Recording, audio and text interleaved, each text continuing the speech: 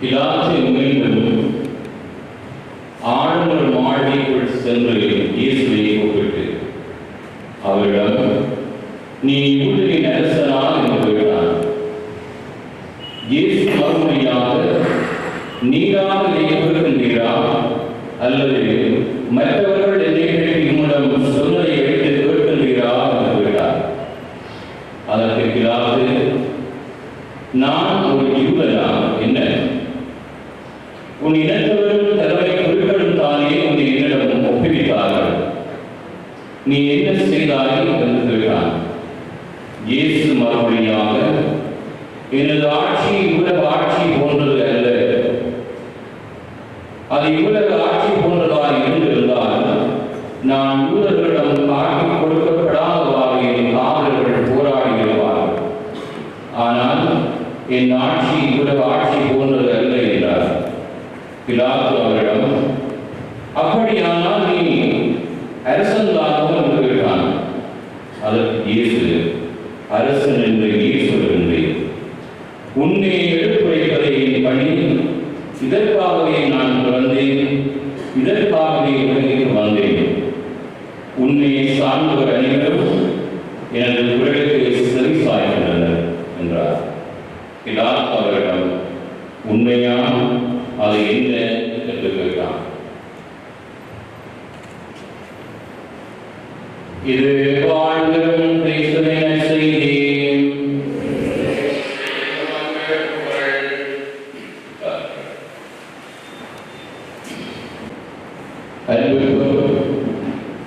வணக்கத்துக்குரிய ஆய்வர்களே,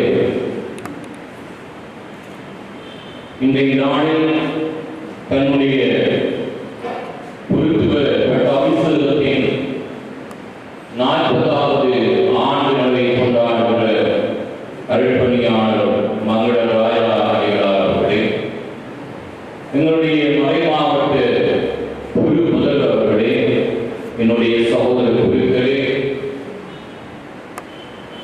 அருட்பணியாளர்களே, அருட்சகோதரிகளே, அன்பு சார்ந்த உரை மக்களே,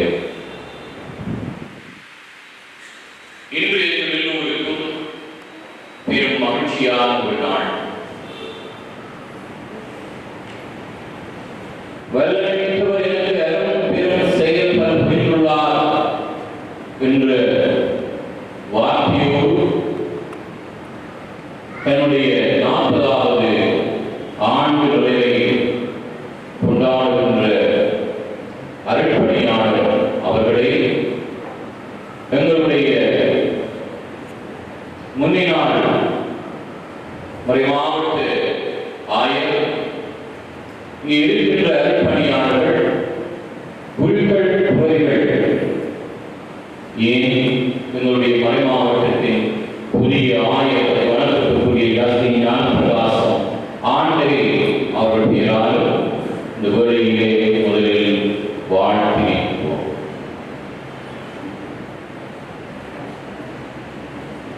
அழைப்பு என்பது அன்பான சோதரர்களே கேட்டு பெறுவது அல்ல, அது ஆண்டவர் தருவது. மனிதன் ஒரு காலகட்டத்திலே இந்த அழைப்பதை பற்றி உணர்ந்தால் அது காலம் கடந்தது என்றால் இறைவன் காலம் கடந்தவர். நாம் நம்மை பற்றி அறியும் முன்னரே இறைவன் நம்மை அறிந்துள்ளார். நாம் பிறப்பதற்கு முன்பே கடவுள் நம்மை அழைத்து விடுவதால் அழைப்பில் மனித தகுதிக்கும் பெருமைகளுக்கும் இடமே இல்லை.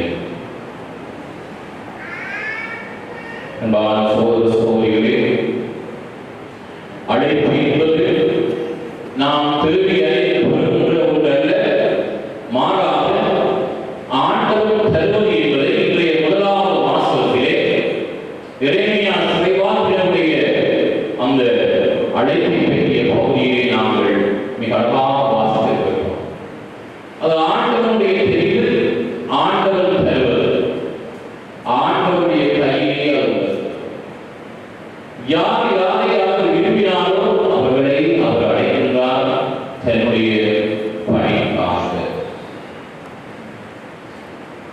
வியாதியை பார்க்கிறோம்.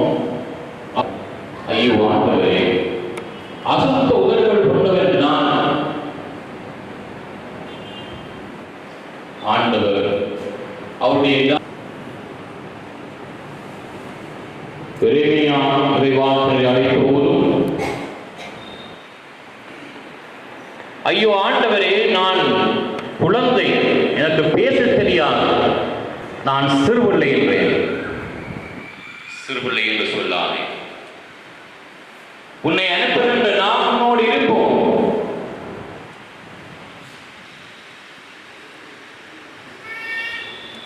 அன்பான சகோதர சகோதரிகளே, இவையெல்லாம் பழைய பாட்டிலே இறைவாக்கினர்களை இறைவன் அழைக்கின்ற போது அவர்கள் அந்த அழைப்பை ஏற்றுக்கொள்ள தயங்குகிற போது இறைவன் அவர்களுக்கு சொன்ன வார்த்தை, அஞ்சாதே, பயம் கொள்ளாதே, கிளேசம் கொள்ளாதே, நான் உங்களோடு இருப்பேன், உங்கள் சார்பாக நான் பேசுவேன்.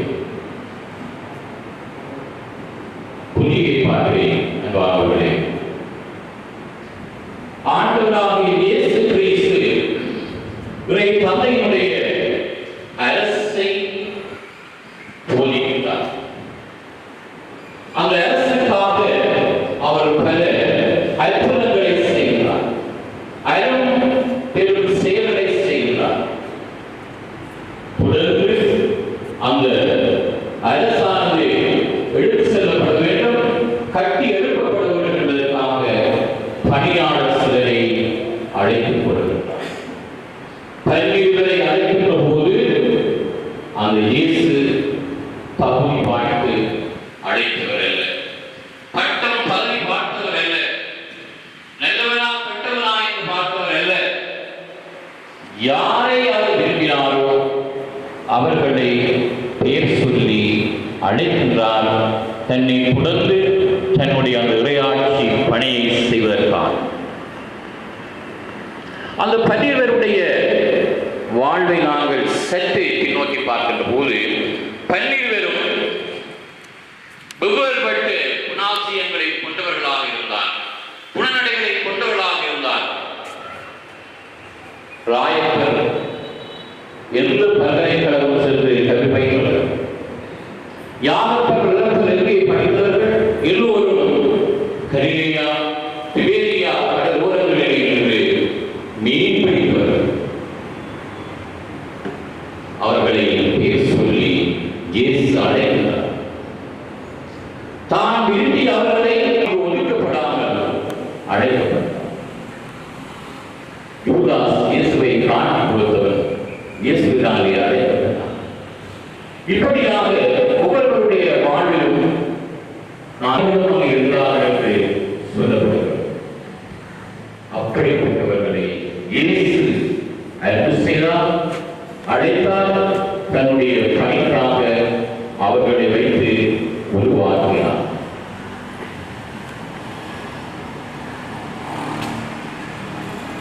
சகோதர சகோதரிகளே, அந்த இயேசுவை தொடர்ந்து திரு அப்போஸ்தலர்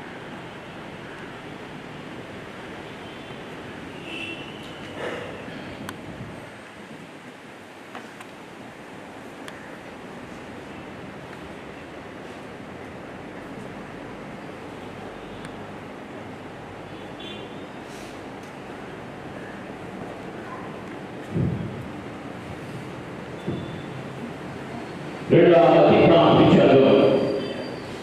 மிக அழகாக சொல்லுகிறது. யார் யாரிலே பங்கொண்டு இறையாட்சி பணியை புரிவதற்காக அழைக்கப்படுகின்றார். திருச்சபை பொதுநிலை விசுவாசிகள் என்ற பெயர் சொல்லி அழைக்கும். அவர்களுக்கு பொறுப்பை பெற்றுக்கொள்ள இயேசு மீண்டும் பணியாளர்களை பேர் சொல்லி அழைக்கிறார். தன்னுடைய பணியை செய்வதற்காக தன்னோடு இருந்து பயிற்சிகள் பெறவும் தன்னை தொடர்ந்து இந்த நற்செய்தி பணியை சொல்வார். நீங்கள் வெறும் மனிதரோடு போராட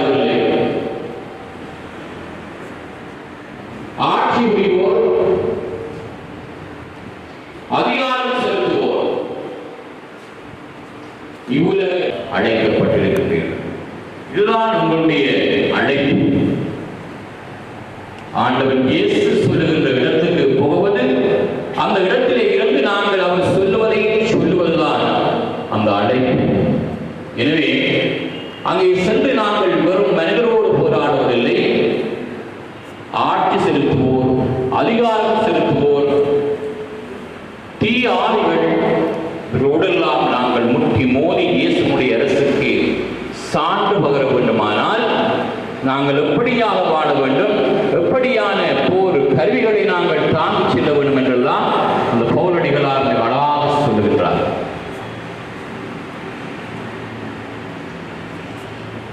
உண்மையை இடக்கட்சியாக கட்டிக்கொள்ளுங்கள், நீதியை மாறு கவசமாக அணிந்து கொள்ளுங்கள்,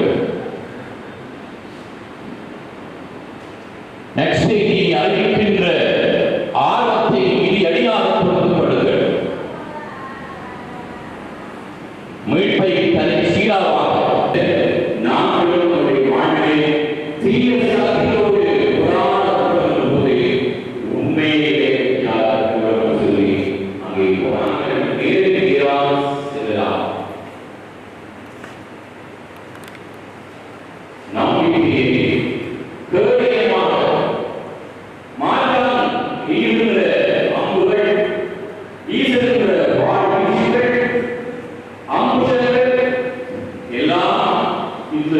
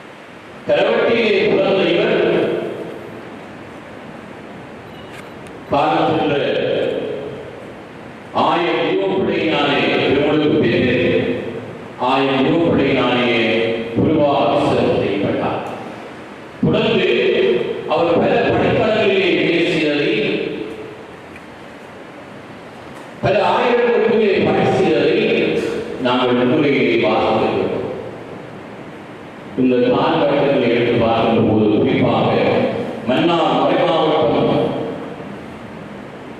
உருவாகிய காலம் தொடர்ந்து யாழ் மறைமாவட்டத்தில் அவர் பணி செய்த காலங்களை நாம் பார்க்கின்ற போது சோதனைகளும் வேதனைகளும் நிறைந்த காலம், போராடி குழுக்கள் காடுகளிலே வாழ்ந்த காலம், வீதிகளால் செல்ல முடியாது பயங்கள் அச்சுறுத்தல்கள் இவற்றின் மத்தியிலேதான் அற்பணியாளர் தன்னுடைய பணிவாழ்வை ஆரம்பிக்கிறார்.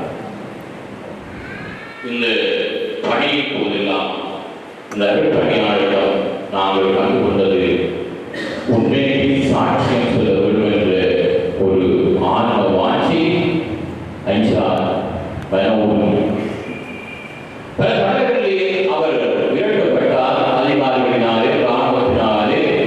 அப்போதெல்லாம் இந்த அற்பணியாளர் யாரும் அஞ்சாமல் இறைவன் கொடுத்த அந்த போர் வாழ்வையெல்லாம், போர் கருவியெல்லாம் தன்னலத்தை தாங்கியவராக மன உறுதியோடு தான் தெரிந்து கொண்ட அந்த பணியிலே நிலைத்திருந்தார், சாட்சியம் பகர்ந்தார்.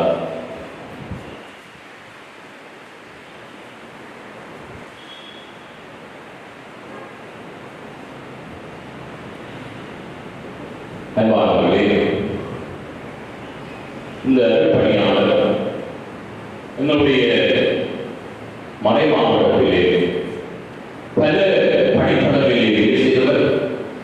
பொதுப்படத்திலே அதிபராக கடந்த 20 ஆண்டுகளாக ஒரு ஆசிரியராக பணி செய்தவர். இந்த காலப்போக்கில் எல்லாம் உண்மையை கட்சியாக கட்டி உண்மைக்காக வாழ்ந்தவர். ஆயிரவர்களாலே நீதி சமாதான ஆணைக்குழுவின் தலைவராக பணி செய்ய அனுப்பப்பட்டவர். எங்கெல்லாம் அநீதியை கண்டாரோ அச்சாணையோடு அவற்றை சுட்டி காட்டினார். அவற்றை எதிராக அவர் போராடி கொண்டிருந்தார். ஆனால் எந்த ஒரு சந்தர்ப்பத்திலேயும் மங்களராஜா தன்னை காட்டிக் கொண்டவர் அல்ல, பெரிதாக பேசியவர் அல்ல. மறைமுகமாக இருந்து சொல்ல வேண்டியதை சொல்லுவார், எழுத வேண்டியதை சொல்லுவார். அநீதிக்கு எதிராக அவர் குரல் கொடுப்பார். ஆயிரத்திலே நான் பணி செய்த காலத்திலே அடிக்கடி என்னோடு வந்து பேசுவார். சின்ன சுவாமிமாரெல்லாம் இந்த மறைவை போகிறாங்க, பாவம் நான் போக வேண்டும், இன்றைக்கு உடல் நடக்கிறது, நான் போக வேண்டும், பாரத சரிகிறார்.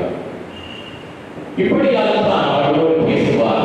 எங்கெல்லாம் நீதிகள், அக்கிரமங்கள், அநியாயங்கள், அடக்குமுறைகள் இடம்பெறுகிறதோ அவர்களுக்கு எதிராக ஒரு கொடுக்கின்ற ஒரு நல்ல மனிதனாக, இறை மனிதனாக அவர் வாழ்வதை நாம் பார்க்கிறோம்.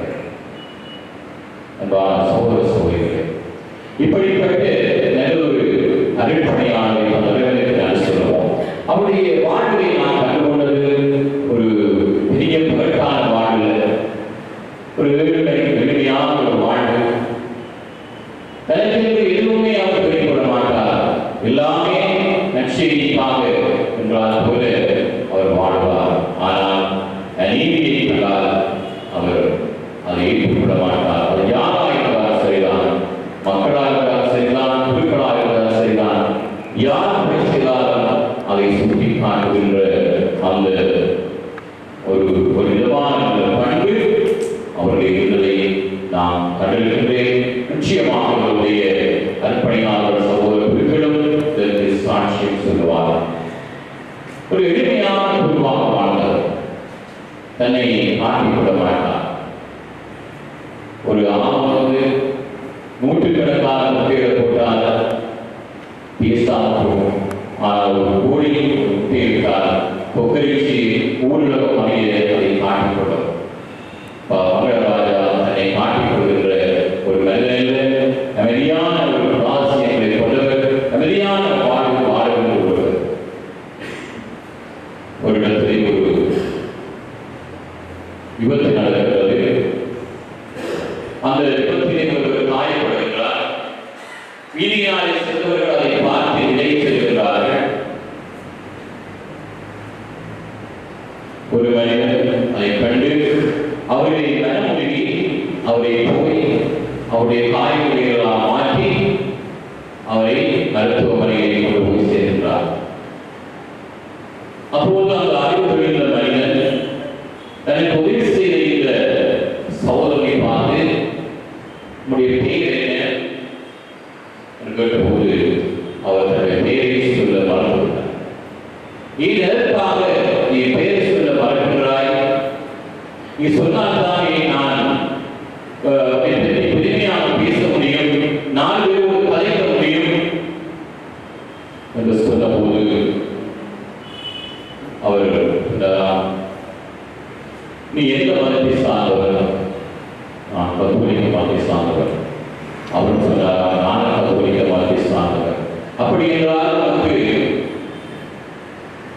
இந்த நல்ல சமாளித்த நோமை தெரியுமா என்று கேட்டார். நல்லா தெரியுமே. அந்த நல்ல சமாளித்த நோமையிலே அவனுடைய பெயர் குறிப்பிடப்படவில்லை, சொல்லப்படவில்லை. நான் அதை சொல்ல மாட்டேன் என்று விலகிச் செல்கிறார். அப்படித்தான் மங்களராஜா தன்னுடைய பொருத்துவ வாழ்விலே நல்ல காரியங்களை செய்தவர் தங்களுக்கு படிக்கவில்லை. நான் தான் செய்தேன் என்று சொல்லி செய்ய வேண்டியதை செய்தார், சொல்ல வேண்டியதை சொன்னார், துணிவோடு செய்தார், இறைவனுக்கு சாட்சியம் பகர்ந்தார். ஆரம்பத்திலே நான் சொன்னதை போல இறைவன் அவரை பெயர் சொல்லி அழைத்தார். தாய் வயிற்றில் இருக்கும் போதே பெயர் சொல்லி அழைத்தார். அவருடைய திட்டம். எனவே நாங்கள் இவருக்கு இறைவன் கொடுத்த நல்ல வாழ்வுக்காக, வாழ்வின் கொடைக்காக, நீதிக்காக போராடுகின்ற முடிவுக்காக இறைவனுக்கு நன்றி சொல்லி தொடர் பெயரிலே இறைவனை வாழ்கிறாரோம். இதாகவே ஆமே. ஆமே.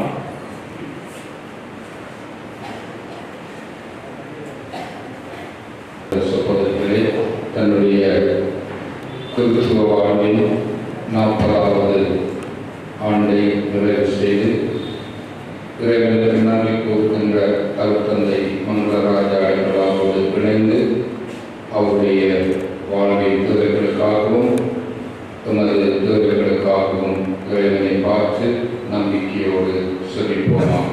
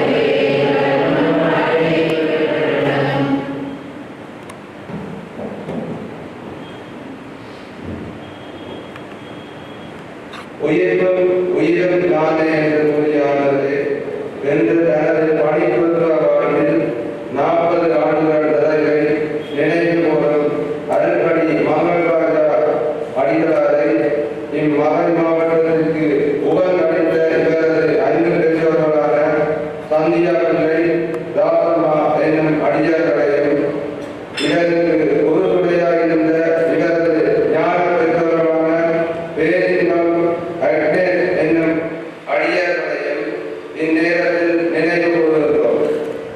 இவர்கள் இவ்வுலகில் வாழும்போது செய்த அனைத்து நன்மை தனங்களின் பொருட்டு இவர்களை வாழ்வீட்டில் சேர்த்தர வேண்டும் என்று இறைவா உண்மை மன்றாடுகின்றோம். இன்று 40 ஆண்டுகள் பணிபுரிந்த வாழ்வில் நிறைவை நினைவு கூறும் அருள்பணி மங்களராஜா எமது மாவட்டத்தில் மிகவும் உன்னதமான பணியான கிறிஸ்துவ விவாதத்தில் பணி செய்கின்றார். இவரது இப்பணி வாழ்வில் பல இன்னல்களையும் சவால்களையும் கடந்து பல குழுக்களை உருவாக்கியுள்ளார். இவரது காலங்களிலும் இவரது மேன்மைக்க பணியில் நீரே துணை இருந்து இவரை வழிநடத்த வேண்டும் என்று இறைவா உம்மை மன்றாடுகின்றோம். Beloved Holy Father Pope Francis, our Bishop Justin Ranapadasan, and all other bishops in the Church, so they may be guided and strengthened by your Spirit to serve the Church and build up the kingdom of God on earth. For our former Bishop Thomas Sandra, so that God may grant him peace of mind and good health to continue to be a source of inspiration for us. Lord, hear our prayer.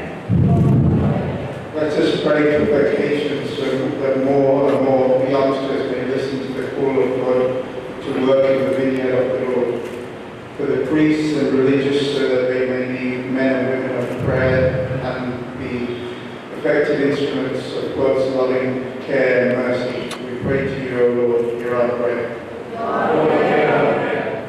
We pray for the people of our country, especially for those who are less fortunate, the victims of war, for the displaced, for those who lost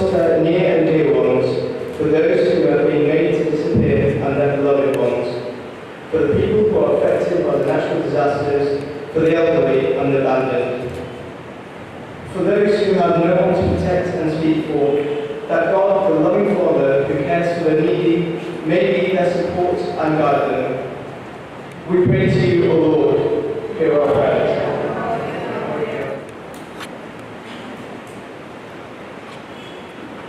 என்றும் வாழும் இல்லாமல் இறைவா, உம்முடைய அன்பு மக்களாகிய நாங்கள் நம்பிக்கையோடு உம்மிடமிருந்து சொன்ன இந்த மன்றாட்டுக்களையும் எமது வாழ்விலே நாங்கள் கொண்டு